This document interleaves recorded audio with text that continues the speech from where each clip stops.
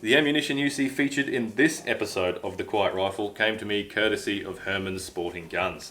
So, if you want to support the show, support the people who support me. Go have a sniff around at hermansguns.com.au. If you have the need to kill some rats or some rabbits, they've got a nice 22 there for you.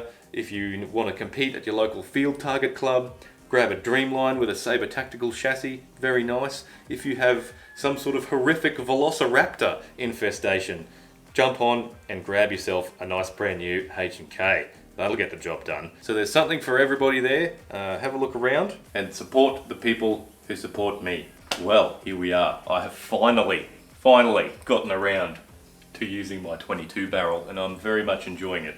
So today we are going to be looking at Cometa Exact Jumbo, carefully selected by JSB. Kind of the point of all of this is to find out how JSB Cometa really is. It says carefully selected by JSB, and I feel like we should get a Meathead Marksman edition that says gently selected by JSB. Nonetheless, I have been shooting them and I have been enjoying using them. They're very small and fiddly because I'm not used to using 22, I'm normally using 25 and 30, but yeah, good times. I ended up doing a little bit of preparation before I shot all of this stuff. So I took my 25 caliber barrel out, cleaned this one before I put it in. So used a bit of jib rifle shooting solvent and pulled it through until it came back clean. There was a fair amount of goo in there, but afterwards it shot quite nicely. So further to that, pro tip, something that has been bugging me for a little while now has been the way that my pellet probe has a little bit of play in it, tends to get caught on the magazines. And like an idiot, I didn't know, because I didn't look, because I'm an idiot, that in the back of the pellet probe there is actually a 4mm Allen key hole. And if you put a 4mm hex wrench in it and sort of put a little bit of downward pressure on the end, it picks the front of the pellet up. And then you can tighten your pellet probe retention screw, the little grub screw in there, with your 1.5mm Allen key, I believe. Could be wrong, don't quote me. And it will line up your pellet probe much nicer. It's not 100% perfect, but it makes a big difference, and it actually allows you to use the standard FX magazines quite well. So if your pellet probe is catching on the brass piece where the end of the barrel pokes through, the breech if you will, make sure that you adjust that. Keep an eye on the tension on your pellet probe retention screw as well. Did a quick spot of tuning. I'm still using my very high reg pressure just for ease of use. With this big plenum and all the other bits and pieces that I've been using, you don't actually have to run a pressure as high as that, but I like it. That's good. It's quick, it's easy. I'm running 150 bar reg pressure and not a great deal of hammer spring gap, just what I had before on my 25 dialed back a little bit. And I have had to close my valve quite a bit because it is very much overpowered for that weight of round, because they're only little baby itty bitty 18.13 grain jumbo heavies. I say heavies in inverted commas because that's not very heavy. But they work great. So on the 25 caliber tune that I had originally, they were up at like 1100 feet per second, so I had to pull this right back in, sort of gave it very little hammer spring and then pulled it right back in, so it's shooting well now. I dialed the speed back to 860-ish, being that these are a typical standard sort of Diablo shaped pellet. They're nothing crazy like a slug or anything like that, so if you overpower them they kind of wobble and go everywhere, so I just used the industry standard speed, I guess, at about 860. The extreme spread was a little bigger than what I normally do. I think the lowest one was 850-ish, and the highest one might have been like 869 or something like that. I'll have to go back and look at the footage, but it was an extreme spread of sort of between 15 and 20 feet per second. So not a particularly fine tune, but good enough for what I wanted to do and the time frame that I had to do it. So let's talk about the ballistic data. I've been having a little bit of trouble finding accurate information for them, but I'm going to assume that the JSB data is the same for these because they look very, very similar. So these would be good starting information points. So ballistic data, ballistic coefficient 0.035, weight 18.13 grains, and they're about 7.7 millimeters long. Caliber 22, obviously, and the head size I think varies between 5.5 and 5.5 something, a little bit more.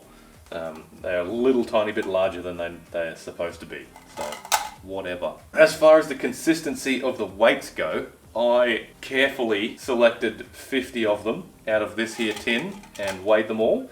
We had 2 of them at 18 grains, 17 of them at 18.1 grains, 19 of them at 18.2 grains, 8 of them at 18.3 grains, and 4 of them at 18.4 grains. So a little bit of a spread, but not really too much. Reasonable, I would say. There's nothing shocking about that. That seems pretty normal to me. I think JSB claims plus or minus 2% for their weights, and that's right in that same ballpark. But as far as them actually being 18.1 grains go, the vast majority of them were either 18.1 or 18.2 grains. So when they say 18.13, I guess they mean somewhere between 18.1 and 18.2. So that's fine. And condition, the condition that they came in, I've given them a 9 out of 10. There was some with barely noticeable dents right in the top of the dome, and you had to like angle it in the light to see it properly because it's such a minor dent. And it seems like it's the same dent that's in all of them, but some of them didn't have it, but the ones that did, they were all the same. So maybe it's part of the way that maybe they get pressed out of a mold in some particular fashion that causes a dent, I don't know, but barely noticeable, and I'll show you later on, you'll see that didn't affect accuracy at all. So yeah, good. And that was out of the 50 that I found, that I tested, there was only 2 of them that had that. So have a look through the rest of the pellets as I was shooting, and there was a couple more out of the whole tin, but that is something that is there. Price! Let's talk about money. Money is important, and these are reasonably affordable. You get a 10 of these, prices range from $19 right up to about $25, depending on where you get them from, and it also depends on availability and the exchange rate at the time. Say your dealer bought a whole bunch of them a little while ago and hasn't sold them yet, and the Aussie dollar was higher than the American dollar or wherever it was they come from, because they get imported from the States and from the factory over in Europe and from all different places all around the world, and they eventually find their way here. Then they get taxed because we're Australians, and for some reason we need to have everything be much more expensive than it needs to be. Then you end up with a price tag from Herman's Guns, $24.50 per tin. So that works out to be about 9 cents a shot, maybe 10 cents a shot if you round up.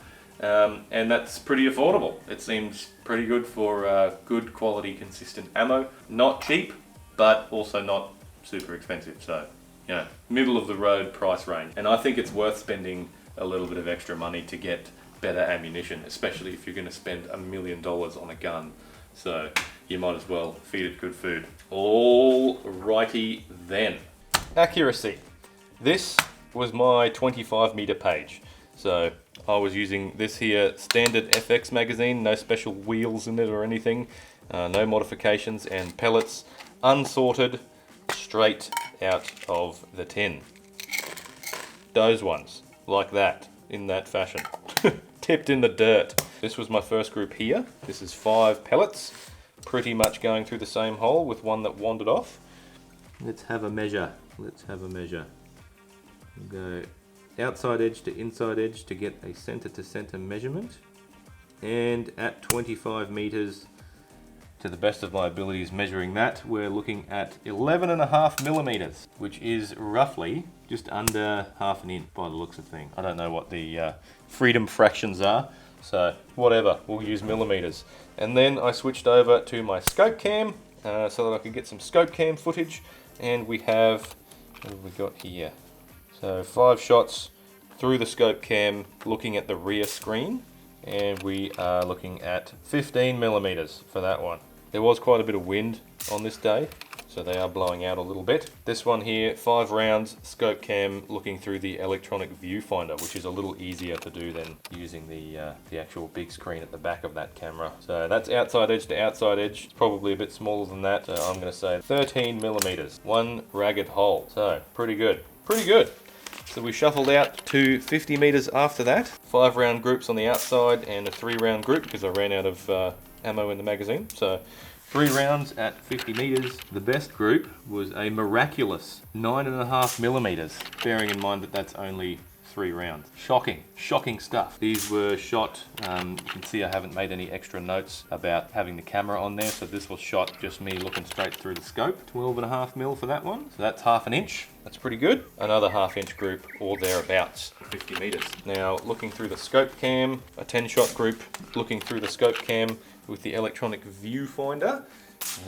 This one is a little bigger because we've got a lot more rounds. We've doubled the size of the group, so we've got 10 round group here at 50 meters. 36.5 mil, which is about just under an inch and a half. And then another 5 round group here, which is nice and tight, that I shot with my eyeballs through the scope hole, looking at 18 mil there. So not bad at all at 50 meters. Very consistent if you're not messing around with a scope cam, giving you all extra problems that you really don't need. Finally, this morning, I actually did some reasonable groups at a reasonable range. 92 meters. Now I used a 92 meter range instead of 100 meters because the lay of the land that I have allowed me to set up much more comfortably.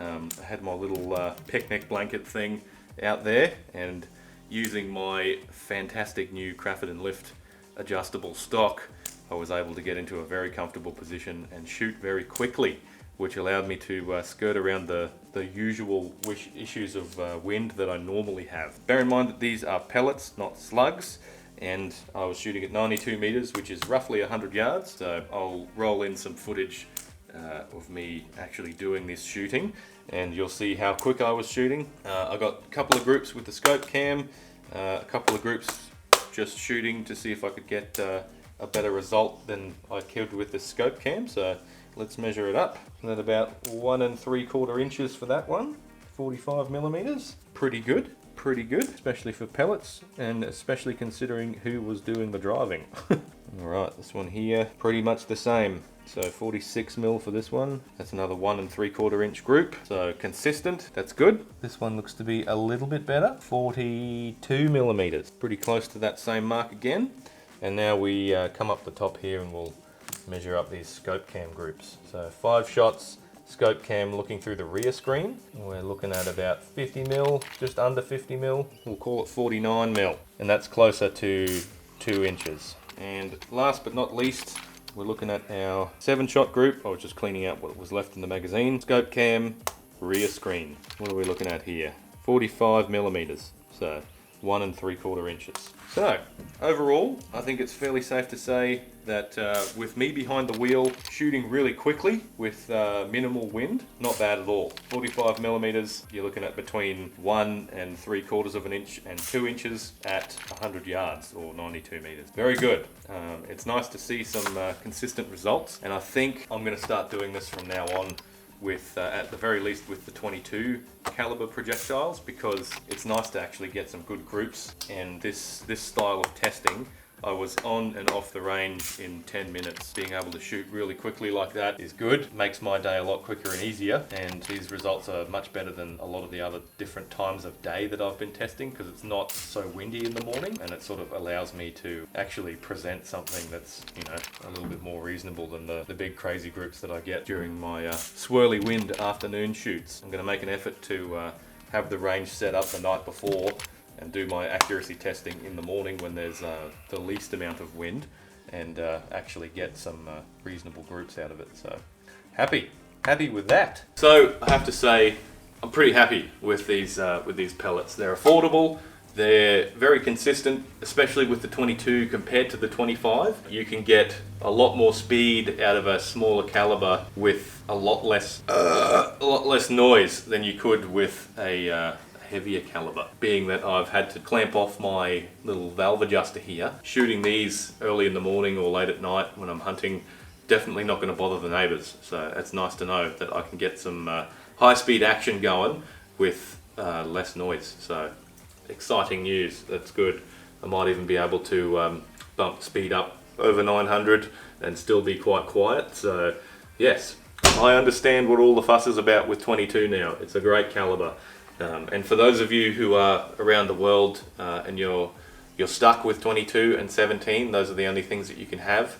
Don't feel too bad because it's pretty good. It's a pretty versatile caliber, and especially if you can get some heavier pellets and slugs, I think 22 is a very good option, because if you look at the energy retention, the amount of damage you can do with a heavy 22 slug and a good ballistic coefficient, something like those 30 grain Patriot slugs with a really good BC of like over 1, which is unheard of out of an air gun, that would be just premium if you could get it to work right. I think 22 is definitely a viable option as far as air-powered guns go. You should always think more about retained energy and ballistic coefficient than you should about caliber size.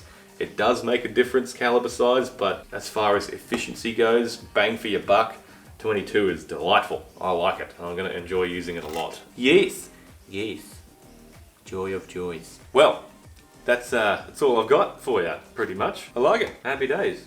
Going to use a lot of it. So, if you enjoyed the video, be sure to finger me right in the like button. Consider subscribing if you would like to see more. Got lots more ammunition analyses on the way. H&N slugs, HP slugs. Apparently they're made out of a very, very, very, very, very, very, very hard lead. And I'm not sure why, but we'll see how that goes. Thank you again to Herman's Guns. Very generous with helping me out, getting more ammo to do the job. So if you want anything airgun related or firearms related, they have a great range of stuff, all the way from air guns right up to big heavy centerfires that you can kill an elephant with if need be, if you have an elephant problem. So thank you, Herman's Guns. And also don't forget to check me out on Airgun 101. That's a good spot to start supporting as well. I have a sneaking suspicion there's going to be quite a bit more censorship in the next 4 years, if you catch my drift. So it's important to support people who are making it possible to keep doing stuff like this and to keep providing gun related content. Okay, bye.